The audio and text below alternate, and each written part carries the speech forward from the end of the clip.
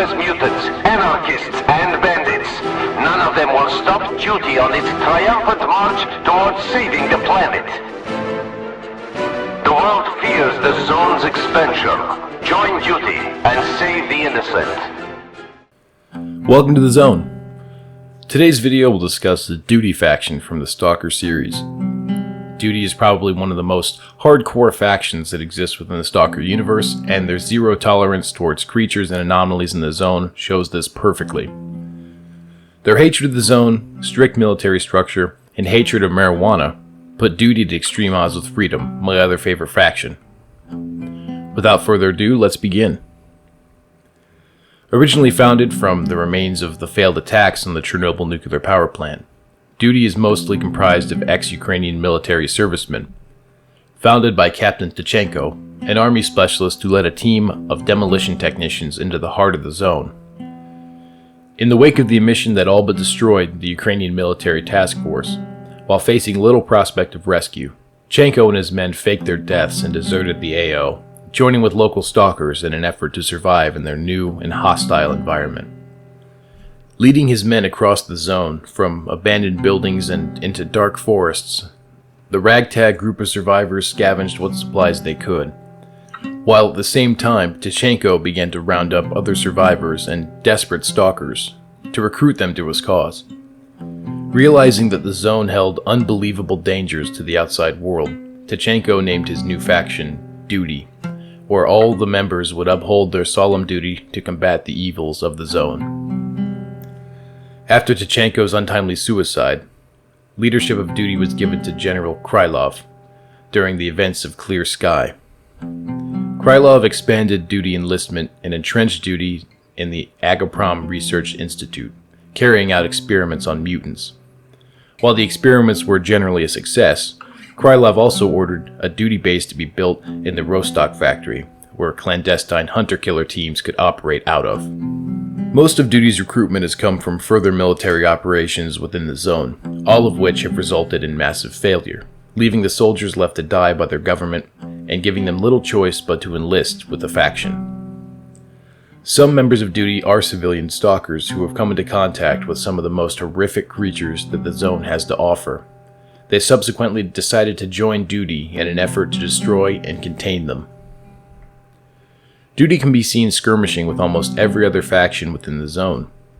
They attack lone stalkers who attempt to smuggle anomalies across the cordon because this act expands the influence of the Zone to the outside world.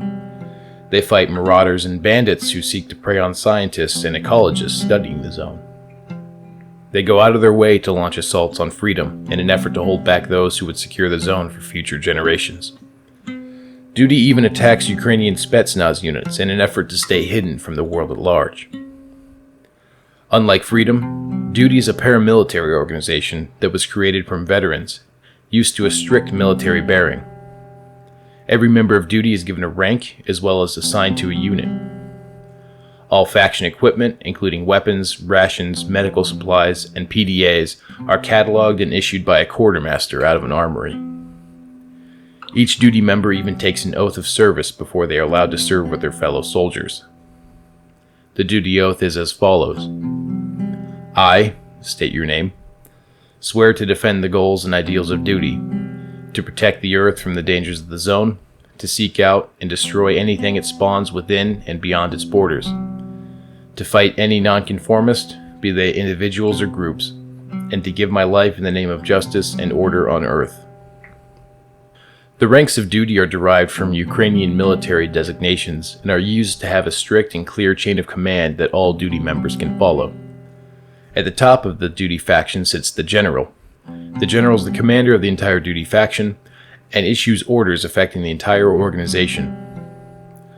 Under Generals are Colonels, men who are in charge of leading entire branches of Duty, reporting only to the General. Lieutenant Colonels serve directly under the Colonel and carry out either administrative tasks or serve in the place of their commanding officer should he be unable to perform his duties. Majors carry out operations under a Colonel, usually commanding a large number of Duty operators. Captains within Duty command a company, usually between 2 and 4 platoons of soldiers, and are the backbone of Duty military operations. Under a captain served lieutenants, who generally command a platoon-sized element of men at their disposal. Comprising the platoons are the non-commissioned officers, or NCOs, and the general lower enlisted, which hold the ranks of ensign, sergeant, and private, respectively. Duty operators prefer to utilize conventional military tactics, which are highly conducive to the strict military hierarchy that duty prefers. Most operations are carried out by captains, who patrol the zone and carry out general orders from their superiors. The highly disciplined operators can be seen completing flanking attacks, feints, and holding checkpoints throughout the zone. Most duty operators tend to favor Soviet equipment, choosing to forego NATO weaponry, and use equipment that they were trained on. Duty does not allow its soldiers to sell artifacts or mutant trophies to the outside world, and generally do not rely on outside income to fund their operation. Scavenging equipment and supplies is the lifeblood of duty. Duty and Freedom have been skirmishing in battles since the two factions first met. Most of the fighting ends in stalemates, but Duty is known to intercept Freedom patrols and to launch attacks on Freedom outposts. Most of the fighting takes place between the two factions on a small scale, usually squad on squad or platoon on platoon action. There have been a few instances of large-scale warfare taking place, generally centered around attempting to control the abandoned city of Pripyat. For more information on this war, check out my complete history of the zone. Thanks for watching, guys. While Freedom is my favorite faction above all within the game, Duty comes in close second. I love the structure and dedication that this faction brings to the zone and expect to see them do great things in the next Stalker game. What faction should I do next? Let me know in the comments below. As always, until next time, guys, I'll see you in the zone.